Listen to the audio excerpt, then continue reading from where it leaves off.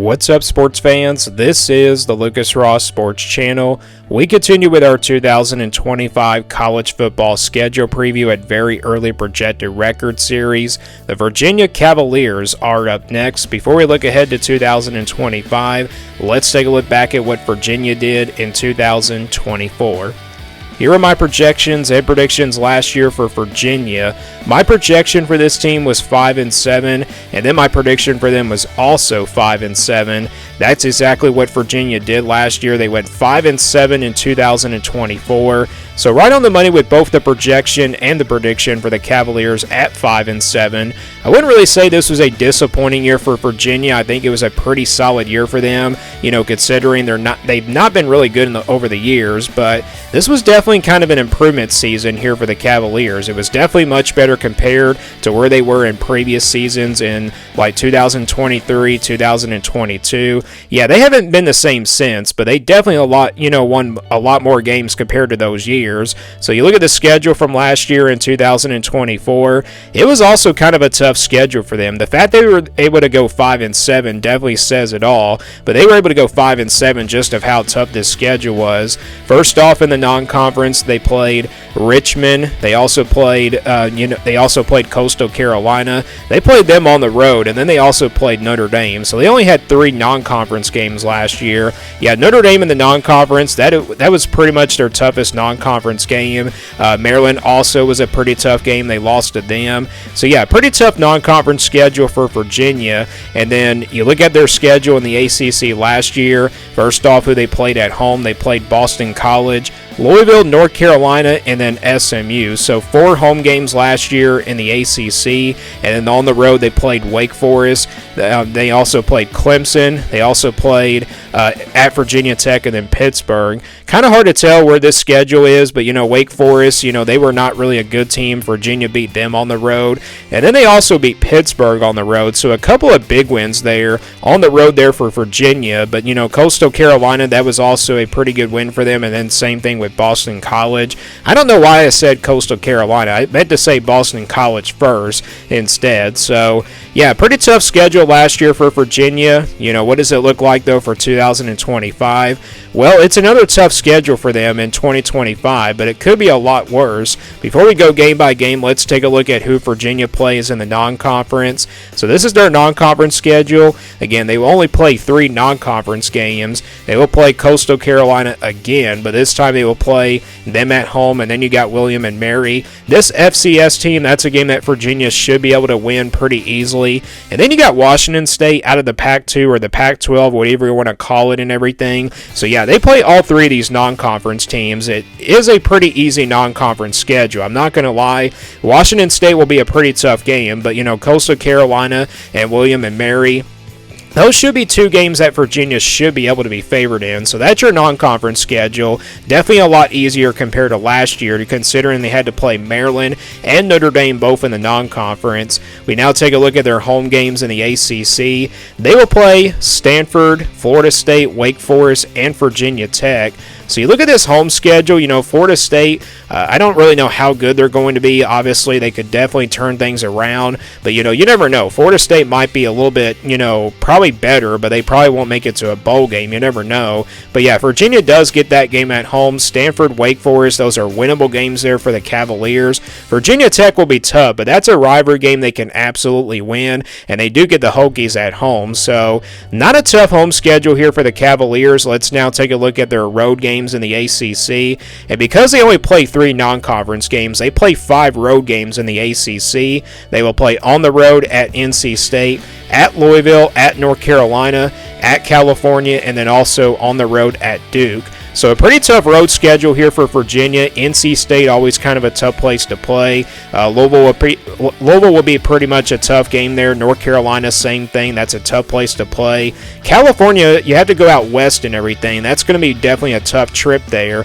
And then obviously Duke. Maybe Duke is not really as good as they were last year, but they were still a big surprise team. So yeah, the away schedule, very tough here for the Cavaliers. Let's go back to the schedule now and go full game by game now for Virginia.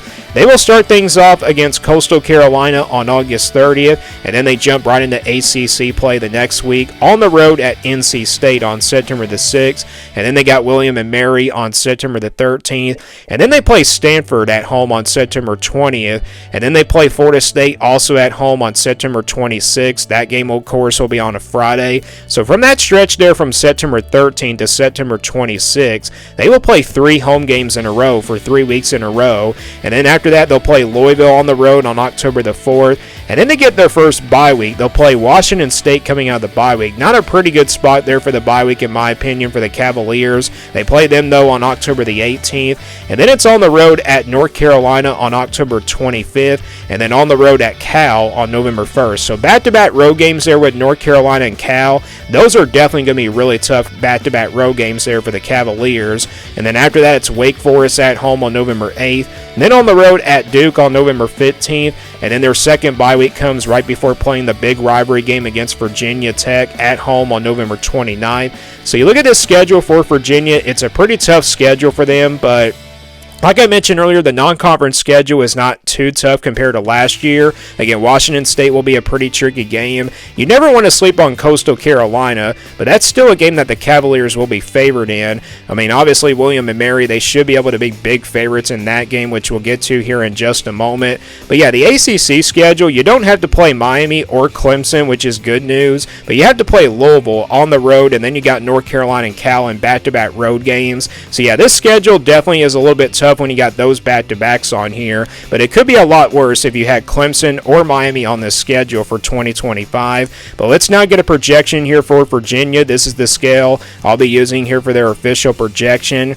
Basically a 1% game in the red, that's going to be pretty much your automatic loss in that percentage. 20% games in the orange, that's where Virginia will be about a double-digit underdog. 40% in the yellow, that's where they'll be like a clear underdog by 6 or 7 points, so by less than a touchdown. 50-50 games will obviously stay in the white, games that really could go either way. 60% in the purple, that's where Virginia will be favored by less than a touchdown, so 6 or 7 points, and then 80% in the blue, that's where they'll be favored by double digits, and then 99% in the green, that's pretty much your automatic wins and easy wins. So we'll start with the easy wins here for Virginia, and really you only got one easy win, and that's going to be William & Mary. I think Virginia definitely should be able to take care of business in this game. It would definitely be a big shock if they were to lose to William & Mary, to be honest, because that's an FCS team. Yeah, Virginia in the past has not been good against the FCS teams, but that was at a different time. So yeah, Virginia definitely should be able to be better, and they should be able to take care of business in this game. They'll be favored by more than 3 touchdowns, maybe even more than that, like at 30-plus points. So yeah, William & Mary, definitely a game that's over that 95 to 99% range. And then I'm going to put the Coastal Carolina game here in the blue for right now. Coastal Carolina is a decent group of 5 team. They were not really that great last year, but they were kind of solid. So I'm not going to say that Virginia will definitely take care of business, but they'll still be favored by about double digits in my opinion, so about 10 to 14 points, somewhere in that particular range. Now, it was close to being a purple game, but I'm going to stick with it here and put it in the blue for right now. So Virginia will be favored by double digits against Coastal Carolina.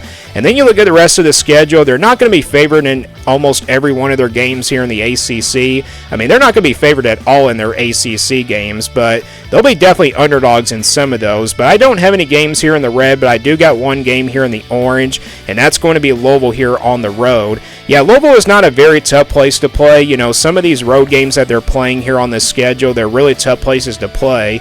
But Louisville's got all this talent. You know, they do got some playmakers. They definitely do have a better roster than Virginia does. And because this game's being on the road and Louisville being a top 25 team, that's definitely going to put this game in the orange. So I think Virginia is going to be a double-digit underdog here against the Cardinals. And then you got so many games here in the yellow, though, for Virginia. And they're all on the road. So 4 games here in the yellow where they'll be about a less than a touchdown underdog by 6 or 7 points. You got NC State, North Carolina, California, and Duke. These are all 4 games that Virginia will definitely have a chance to win some. Maybe they can at least, you know, at best win 2 out of the 4, to be honest. Or maybe they can probably just win one of those yellow games at best as well. I mean, Virginia does pull off some upset here or there against like a very talented team. Like last year, like a couple years ago, I think it was against North Carolina, if I'm not mistaken. So yeah, Virginia definitely can win one of these yellow games, but they're all going to be really tough games here in the yellow. That's why they'll be 6 or 7 point underdogs. But yeah, NC State, a very tough place to play. North Carolina, just because it's on the road, and then same thing with Cal, and then same thing with Duke. So these are all 4 games that Virginia will be less than a touchdown underdog by 6 or 7 points. And then that's going to leave you with 5 50-50 games. You got Stanford, Florida State, Washington State, Wake Forest, and Virginia Tech.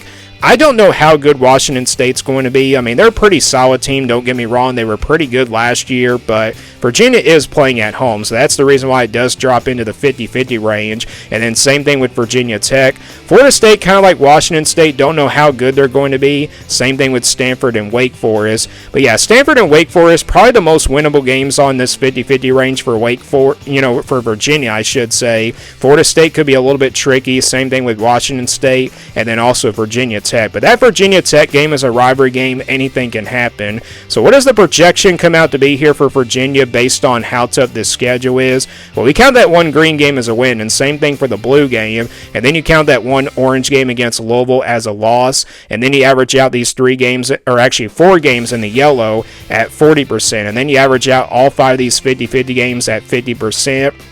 So let's say they split these 50-50 games. Let's say they win just 2 out of the 5, and then they probably pull off an upset in one of these yellow games. So that's going to give you a total of 3 wins, including the blue game against Coastal Carolina, and then the 1 win against William and Mary. That's going to give you a projection of 5-7 here for Virginia. Like I said, they win 2 out of the 5 50-50 games. They lose 3 of those. That's going to give you 3 losses, and then they'll obviously be underdogs in some of these games. But let's say they pull off an upset in one of those yellow games. Again, Virginia has done that in the past where they pulled off a big upset against like a high-powered team.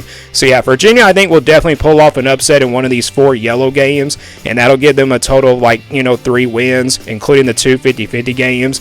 And then also the Coastal Carolina William and Mary game, they'll definitely be favorites in both of those, so you can count those as wins, and that's going to give you a total of 5 wins. So 5-7 is how the projection came out to be here for Virginia. So same projection as last year from 2024. 6-6 is probably the best case scenario, is just to make it to a bowl game, and then also worst case is probably like 4-8. But it definitely would not shock me if Virginia did go like 4-8 or even worse than that, because this is a team that just hasn't been able to get back on the rise in the ACC. They haven't been the worst team in the ACC over the years, but they definitely have kind of been at the bottom there in the ACC. So we'll see if they can bounce back and make it to a bowl game in 2025. But 5-7 is the projection. Do you guys agree or disagree? Let me know your thoughts down in the comments below. Thanks for watching this video, and stay tuned for more sports content videos on my Lucas Ross Sports YouTube channel.